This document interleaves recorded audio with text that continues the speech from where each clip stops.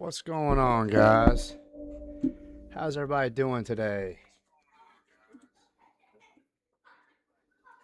Hope the audio is not too loud. I'm still trying to adjust everything. Um, so, what's going on? How's everybody doing tonight? It's going to be a good night tonight. It's going to be a good night. It's going to be a good night. Let me turn this down just a little bit.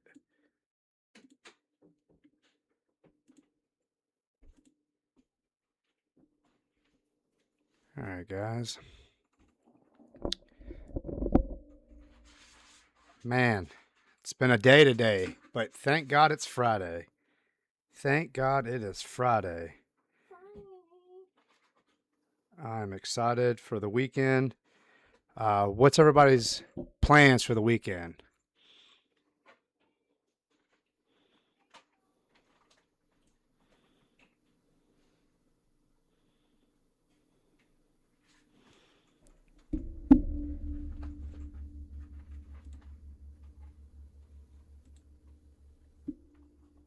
All right, guys, I'm going to change this real quick.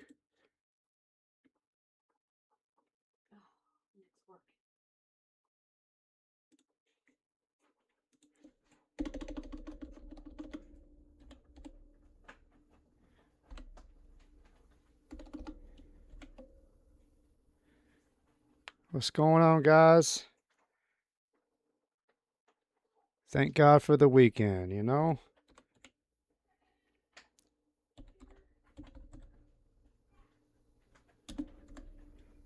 What's going on, man? I need a sound check if anybody's got it. Make sure I'm not too low and my music's not too loud. I ain't trying to fight over my music, you know? I can't hear your music at all. You hear me? Yeah. What are you doing? Work. Yeah, absolutely, man. Absolutely. Okay, guys. We're going to do a little Bible before we start playing tonight. All right.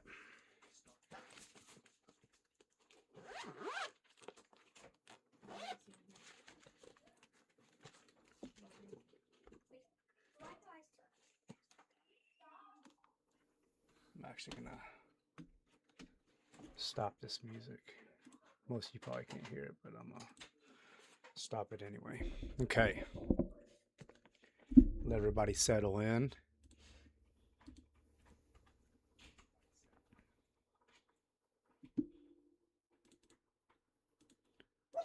Change this real quick. That way everybody knows what we're in.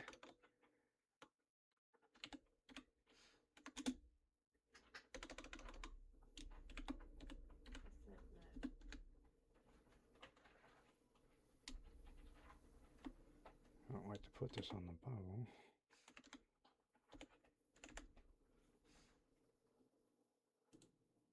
All right.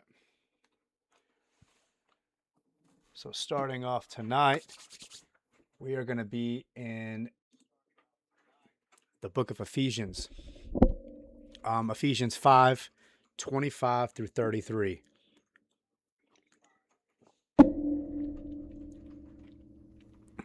And for those that do not know what these verses are about, give a little brief rundown. This is talking about biblical marriage. So kind of our roles as a husband and our roles as a wife, what a biblical marriage looks like. I feel like in today's time and age, we get married and we don't really understand what marriage really truly means. It's not just a document. It's not just a legal status, a tax break. It's not just a, you know, a oh, it's a fun thing to do. Let's go get married. Guys, marriage is biblical. It is a covenant that you make with God. And you do not break this covenant. Marriage can get hard. Marriage can get sticky. Marriage can suck sometimes, but you work through it as a couple. And marriage is not something that is going to be easy because it's going to take effort. Too many people, they get married and they just give up. They just give up. And you know, it takes work. You don't get married and that's it. The work is done. You get married and the work really begins. Hey, can you turn that fan on, please? Thank you. So this is what it's talking about in Ephesians right here. This is a bond you make, which is a covenant you make with God himself. It's serious. It's very serious. Marriage is very, very, very, very, very serious. It's not something I take lightly.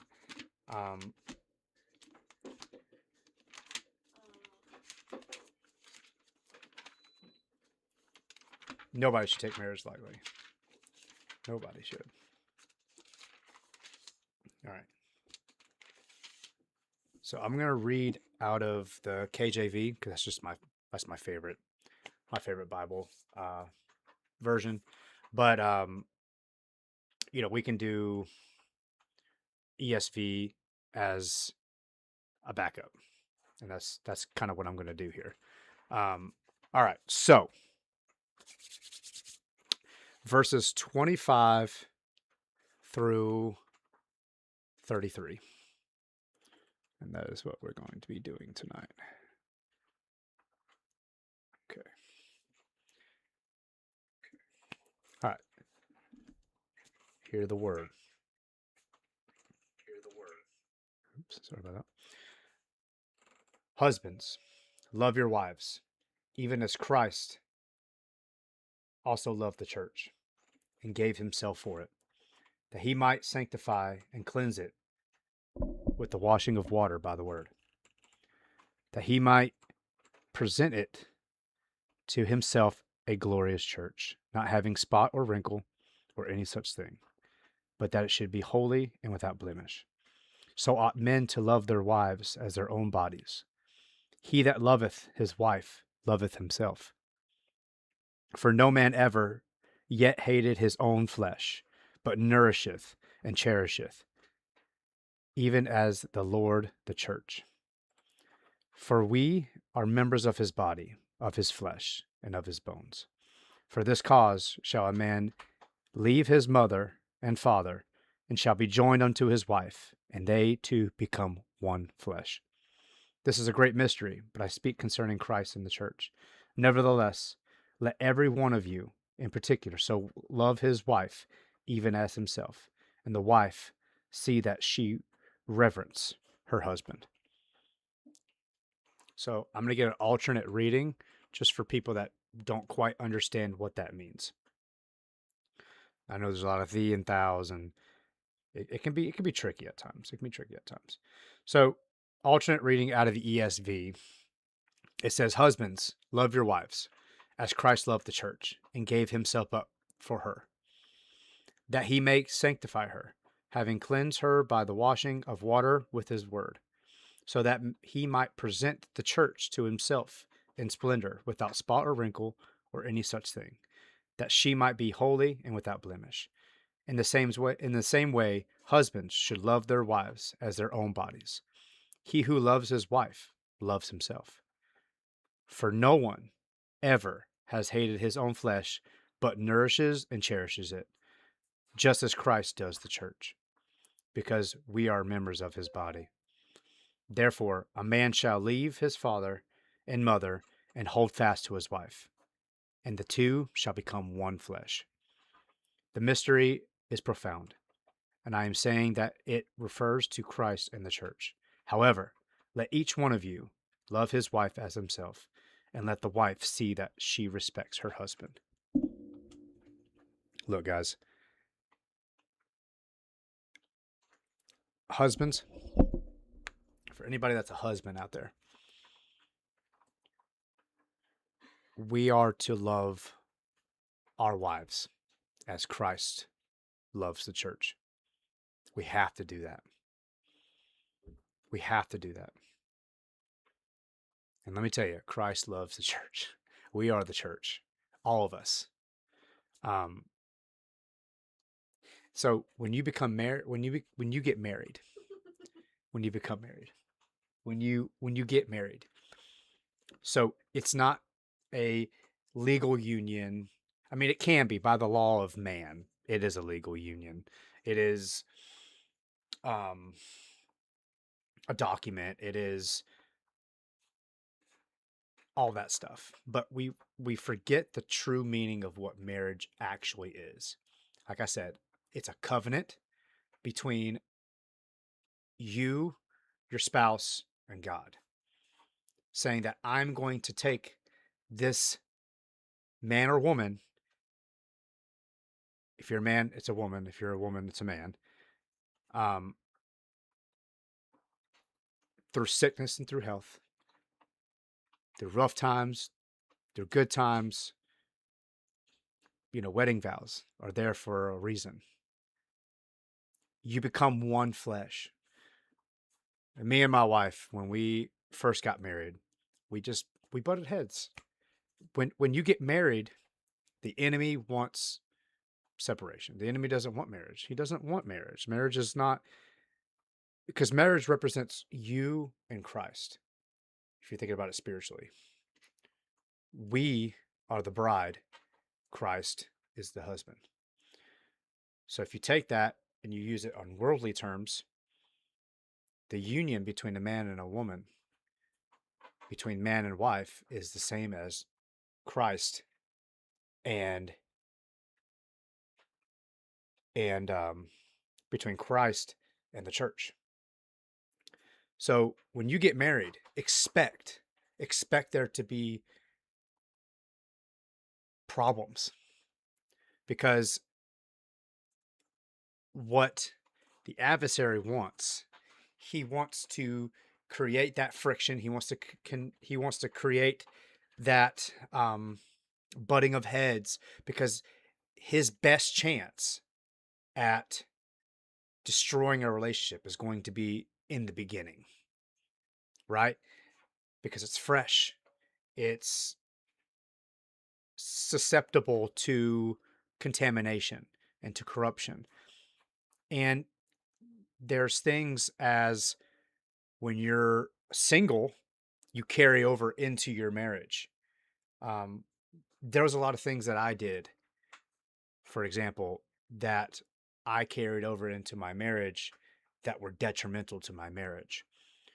And honestly, thank God that my wife was God sent, because she put up with a lot of stuff. Guys, let me tell you, she put up with so much stuff that I was doing as a single man into our marriage. And obviously we were in a relationship first, but you tend to carry over your singleness. So it's like, it's me and her. We weren't together. We weren't one flesh. We didn't truly understand what marriage was until we really started to read the Bible and read his word and figured out, okay, this is a very, very, very serious thing. I feel like it's so watered down now. That's why you don't see marriages last for more than 5 years, because when things get tough, I don't want to do this anymore. This isn't fun anymore. I don't enjoy this anymore. They don't want to work for it anymore. They rather just at the first sign of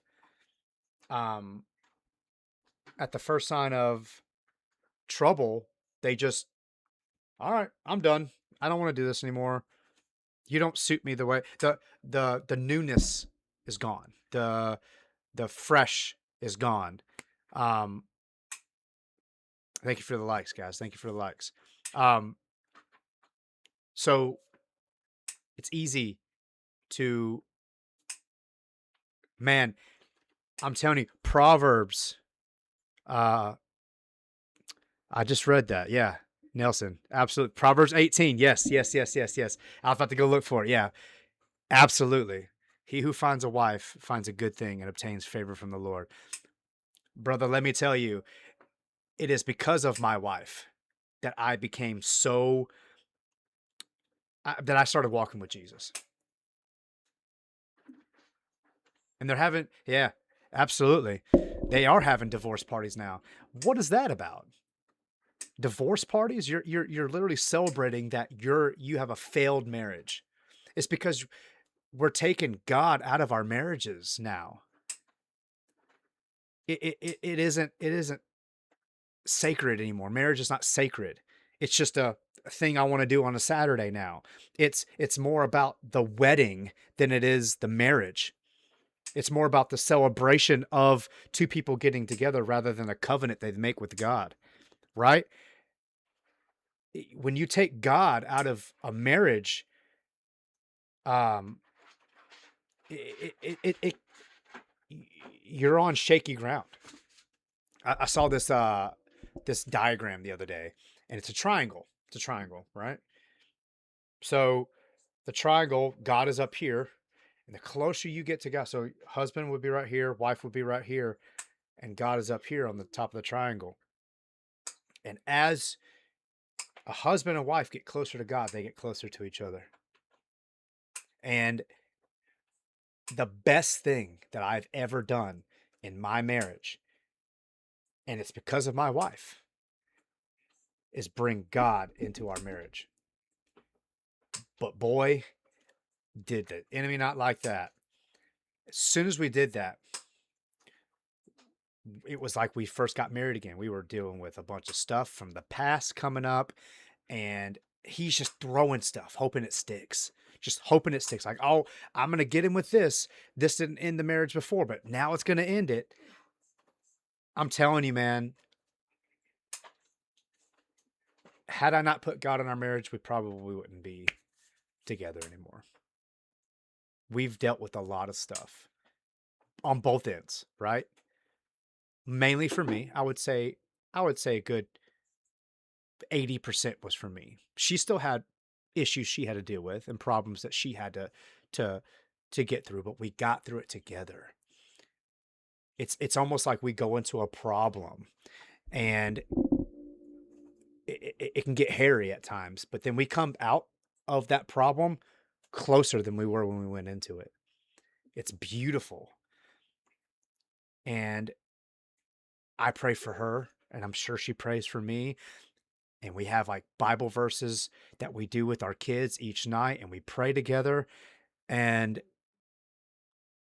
guys, I'm telling you, it is so powerful. You have no idea how powerful bringing God into your family is, into your marriage. It's so important, guys. It is so important. So important.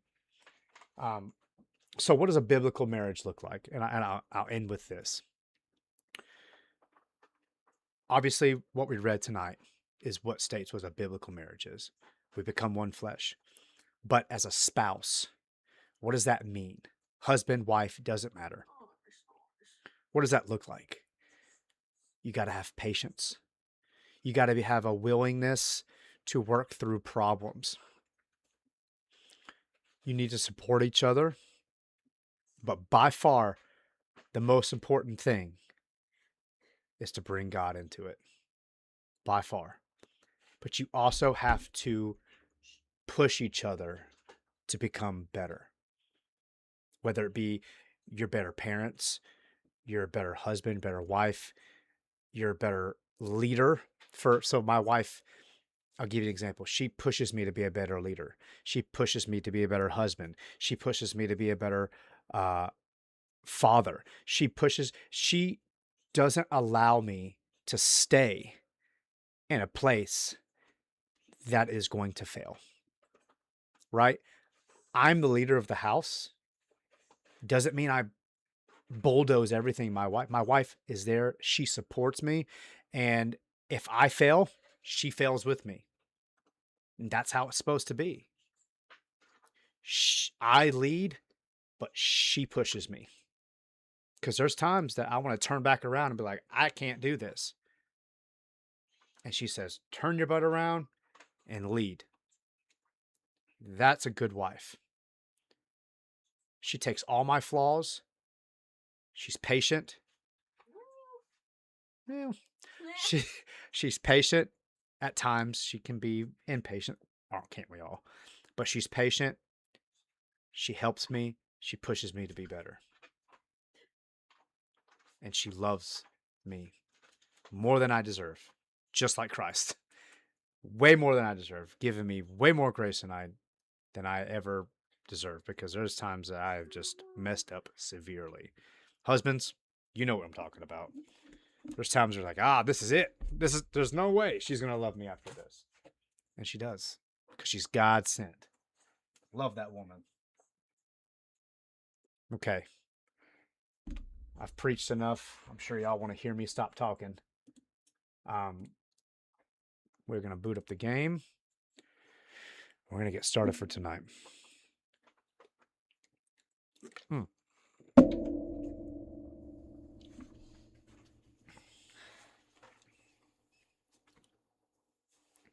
going to wear my hat tonight. No. What? Nothing. Okay. It's me. Okay. I'm sorry to hear that. Where are they? Where are the turtles? Oh, okay.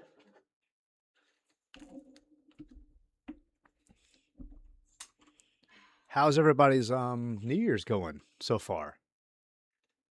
How's everybody's? So I apologize for those on TikTok.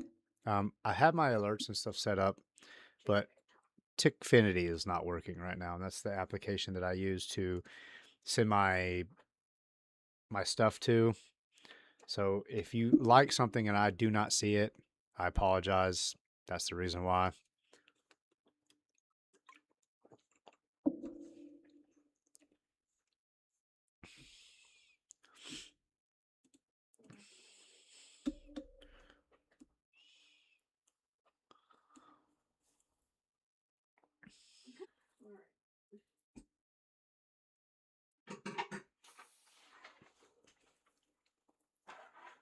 For some reason my encoder went dark on vertical YouTube, so I apologize if you're on vertical YouTube. My verticals. Okay. Oh, interesting.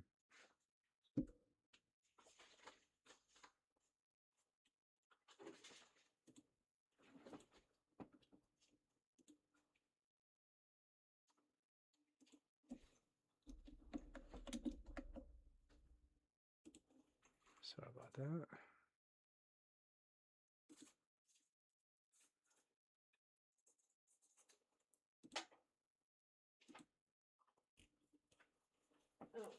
I'm live everywhere, guys. Sweet. That's awesome.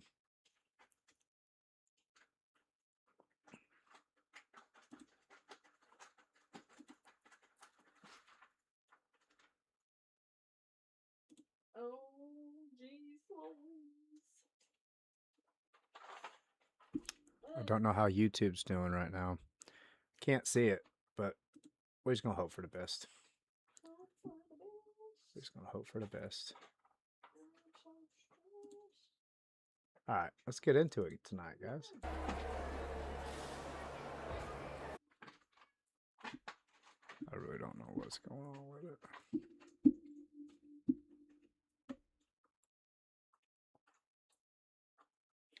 All right. Okay. Okie dokie. Artichoke. But yeah, Nick, they are having divorce.